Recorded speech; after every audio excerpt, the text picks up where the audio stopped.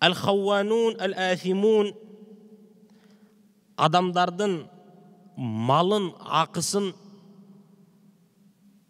зұлым жолы менен жеген адамдар дейді. Инналлаха ла юхиббу, чынында Алла субханаху тағала жақсы көрбейді дейді кімді? Мән кәна хауанан әфима, башқаның ақысына кере тұрғандарды, башқаның мал мүлк дүниесін алып қоя тұрғандарды дейді. Андан кейін Құдай Тағала эмне дейді? Инналлаха ла юхиббу мән кәна мухталан фахура, мақтанған адамды жаратқан Алла субханаху ва тағала жақсы көрбейді екен. Әл-Мухтал әл-Фахур Ибн Кафир рахимахулла тәфсирінде емне дейді? Адамдарға текеппірленген адамды айтып жатады дейді Құдай Тағалам. Құдай Тағалам аға беріп қойған дүниесіменен мақтанғанды да айтып жатады.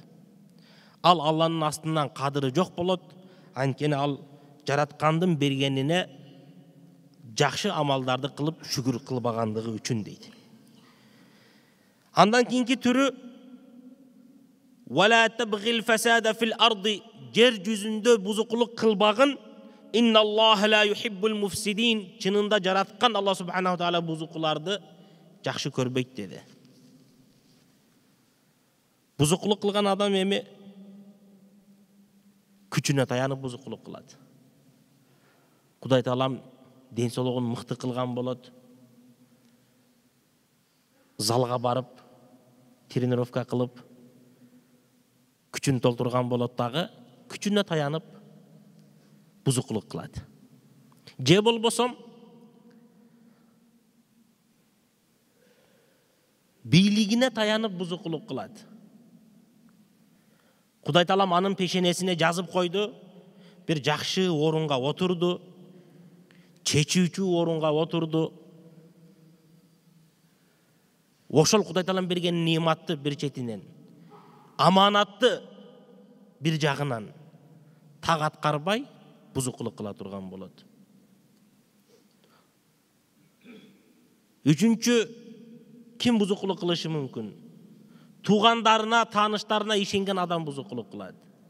Қолынан еш нәрсе келбейді, еш нәрсе чече албайды, күчі дағы жоқ, бирок таныштары бар, туғандары бар, достору бар, жоролору бар, ошолорго таянып бұзықылық қылған болады. Қанчалық деңгейде ал бұзықылық қыла тұрған болса, ошончолук деңгейде Құдай Тағалам аны жек көреді. Аллахым жек көрүүнөн сактаган болсун, урматтуу жамаат. Құдай Тағалам адам баласына наразы бола турган болсо, разы болушу өтө кыйын болот. Дагы кандай адам Құдай Тағалага жакпайт?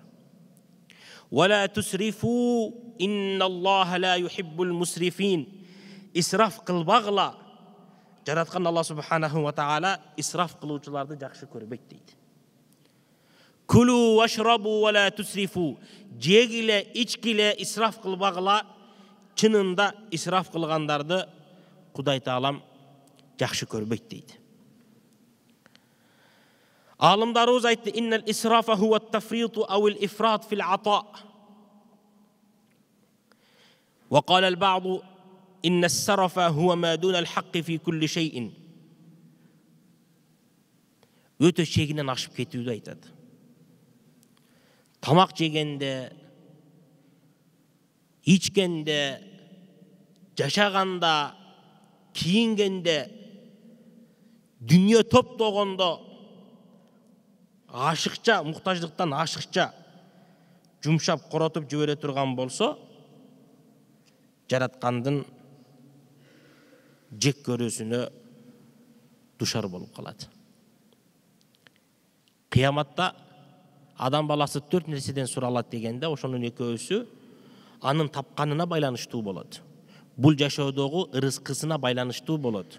Эмнени кандай тапты, жана кандай жумшады болот. Кайдан алып келди, кайда коротту болот. Кандай жол менен тапты, кандай жол менен аны жок кылды болот. 4 суроодун экөөсү ошол рызкыга байланыштуу, тапканына байланыштуу болот.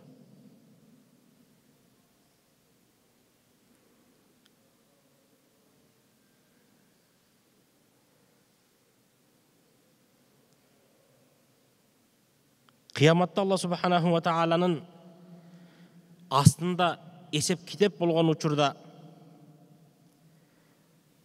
адамдар күнөөлөрү көп болуп, бейишке кирүү жолу алыстап бара жатканда,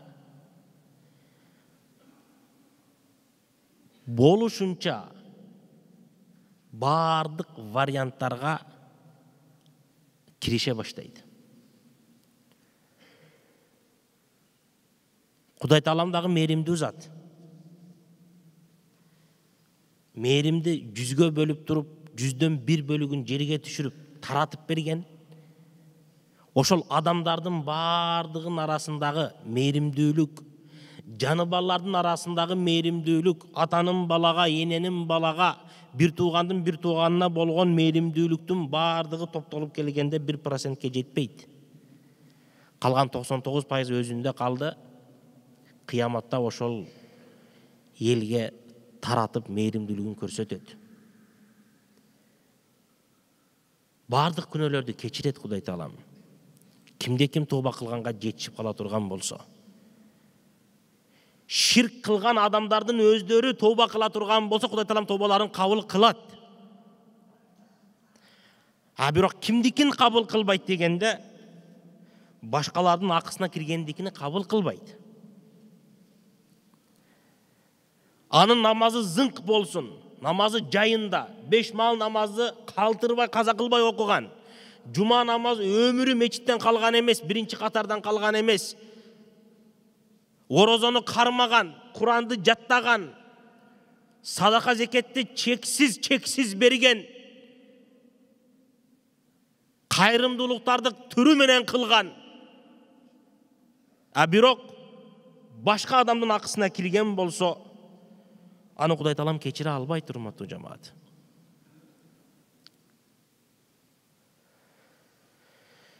Пайгамбар саллаллаху алейхи ва саллям мындай деди: Яхлусул муъминуна минан нар, фаюхбасуна аля кантаратин байнал джаннати ван нар, фаюктассу ли ба'дихим мин ба'д мазалиму канат байнахум фид дунья, حتى إذا هذبوا ونقوا أذن لهم في دخول الجنة فوالذي نفس محمد بيده لأحدهم أهدى بمنزله في الجنة منه بمنزله كان في الدنيا.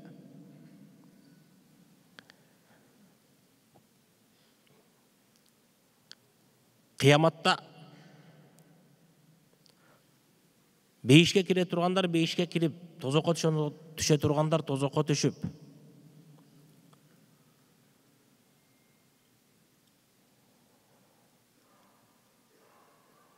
тозоктон чыга тургандар кайра бейишке кире турган болгондо, бейиш менен тозоктун ортосунда ушундай бир жол болот, көпүрө болот. Ошол жерде пост болот экен алар үчүн.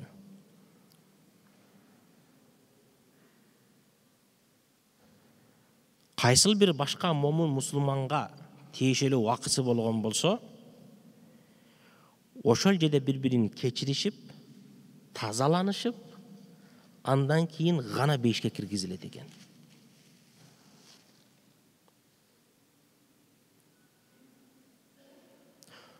Тозокко түшө турган адам тозокко түштү, кылган күнөөсүнө, амалына жараша азапты тартты. Ал жактан чыгып бейишке бара жатканда, экөөнүн ортосунда ушундай бир кичинекей көпүрө болот. Ал жерде пост болот. Ошол посттон өтүш үчүн башка бир мусулман адамдын акысына кирбеген болуш керек экен. Таза болуш керек экен. Бири-бирин кечиришип ошол жерде, андан кийин биргеликте бейишке киришет дейт. Бул имандууларга, бейишке кире тургандарга тиешелүү маселе, жеңилирээк болот экен, урматтуу жамаат. Башка бир хадисинде пайгамбар саллаллаху алейхи ва саллям риваят айткан, Ибн Мас'уд радиаллаху анху риваят кылганда мындай дейт: Эсеп китеп болуп жаткан учурда пенденин колунан тартылып ортого тургузулат дейт. жалпы калайык адам атадан баштап кыяматка чейинки адам баласы баары топтолуп бир махшарда, бир майданда топтолушат. Ошол жерде элдин астына чыгарылып кыйкырылат. Ушул Фулан ибн Фулан, Балтабай Тешебайдын баласы деп аталат дейт. Кимдин бу кишиде акысы болсо келип алсын дейт. Алар келишет дейт. Фаякулур Раббу, жараткан Алла субханаху таала айтат экен: "Эй пендем, булардын акысын эми бергин" дейт экен. Алар айтат: "Я Раббу фаниятид дуния". Я Рабб, эй жаратканым, бул жерде азыр дүние жок. Мен эмнени беремин? Кайдан беремин дегенде, жараткан Алла субханаху ва таала периштелерге айтат экен: "Хузу мин а'малихи салиха фа'ату кулла инсанин биқадри талаби". Ушул пенденин жакшы амалдарын алгыла дагы, кимдин акысы болгон болсо акысына жараша жакшы амалдарын бөлүп бергиле деди. Фа ин кана наджиян ва фадала мин хасанатихи мithqalu habbatin min khardalin. Бере тургандарга берип, кутулгандан кийин кыпынчалык жакшы амалы калган болсо дагы, жараткан Алла субханаху ва таала ошону көбөйтүп туруп бейишке киргизет дейт.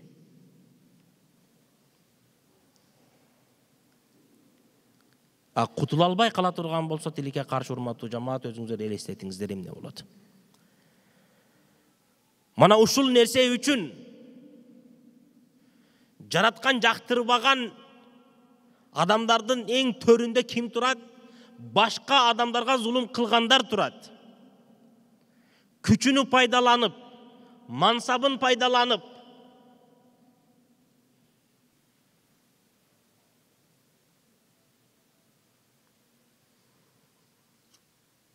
салаф алымдарыбыз, Пайгамбар саллаллаху алейхи ва салламдын доорунда өмүр сүргөн алымдарыбыз, сахабаларыбыз, алардан кийинки адам баласына, мусулман адамга тиешелүү болгон жолдорду көрсөтүп, жол түзүп берген 4 мазхаб ээлери алымдарыбыздын жолдорун кармангандар. Ошолор заманында бири-бирине осуят кылганда, бири-биринен насаат сураганда мындай дешкен: "Инистатата", эгерде колуңдан келе турган болсо, кандай? Кечинде, жатар кезиңде колуң арам кандан таза болгон болсо, ашказаның арам тамактан таза болгон болсо, артың арам малдан таза болгон болсо уктагын. Болбосом тазаламайынча уктабаганың деп дуа бири-бирине осуят кылат экен. Колуң арам кандан таза болсун, бирөөнүн акысына кирип койбо, бирөөдү уруп койбо, бирөөнө күч колдонуп койбо. Ашказаның таза болсун арам тамактан. Арам тамак ашказанга түшө турган болсо, адамды жакшы амалдан кайтара турган нерсе болот. Арам жеген сайын адам баласы жакшы амалдардан качып калат. Жүрөк карая баштайт. Ма набата жисмун мин харамин фаннару аула бихи. Арам тамак ашказанга түшүп, денеде өсө турган болсо, анын бара турган жери бир гана тозок болот. Артыңды, мал мүлк дүниеңді арам малдан сактагын дейт. Ошондой кыла алсаң кылгын, кылбасаң кылганга аракет кылгының дейт. Болбосом сага жол жок дейт. Мана ушундай түрдүү адамдар жаратканга жакпаган адамдар болот, урматтуу жамаат. Болушунча ушул нерседен сак бололу. Эми бул жашоодо Кудай Таалам исламда ибадаттар экиге бөлүнөт. Жаратканга тиешелүү бар, пенделерге тиешелүү бар. Жаратканга тиешелүүдү болушунча тооба кылып, ыйлап, түнү менен уктабай, намаздарда, дуаларда, тахажжудда, зикирде, салават менен эптеп тазартсак, жолду түздөсөк болот. Ал Кудай Таалам насип кылса, ар бирибиздин колубуздан келе турган маселе жеңилирээк болот. А бирок башка адамдын, башкалардын акысына кирген болсок, ал анда оор болуп калат, урматтуу жамаат. Болушунча ушул нерсеге сак бололу. Болушунча биздин акыбызга кирсе мейли, биз башканын акысына кирбегенге аракет кылалы. سبحانك اللهم وبحمدك نشهد أن لا إله إلا أنت نستغفرك ونتوب إليك. жараткан Аллах субханаху ва таала Куранда эмне дейт? Инна Аллаха ва малаикатаху юсаллуна аля наби. Чынында жараткан Аллах субханаху ва таала өзү жана анын периштелери пайгамбарга салават айтат. Иман келтиргендер, я айюхаллазина аману саллу алейхи ва саллиму таслима. Силер дагы пайгамбарга салават саламдар айткыла дейт. Жараткан Аллах субханаху ва тааланын салават саламы сүйүктүү пайгамбарыбыз Мухаммад саллаллаху алейхи ва салламга чексиз болсун. Аллах субханаху ва тааланын бизге ушундай берген нематтарына, ушундай мүмкүнчүлүк бергенине, эркин мамлекетте жашаганыбызга, эркин намазга, ибадаттарга келгенибизге, ушундай Кудай таалам жүрөгүбүзгө иманды салып, намазга эрте келип, намазга катышкан мүмкүнчүлүктү насип кылганыга чексиз шүгүрлөр болсун. Ошондой эле эмки жумаларда дагы жүз көрүшүбүздү насип кылган болсун. Ва ахиру дa'wana алхамдулиллахи rabbil alamin би рахматика я архамар рахимин. Эскерте турган маселелер бар, урматтуу жамаат. Адаттагыбыздай эң биринчиден дараткана маселесине тазалыкка көңүл бурсаңыздар, андан кийин машина парковка кылганда жолду тоспой турган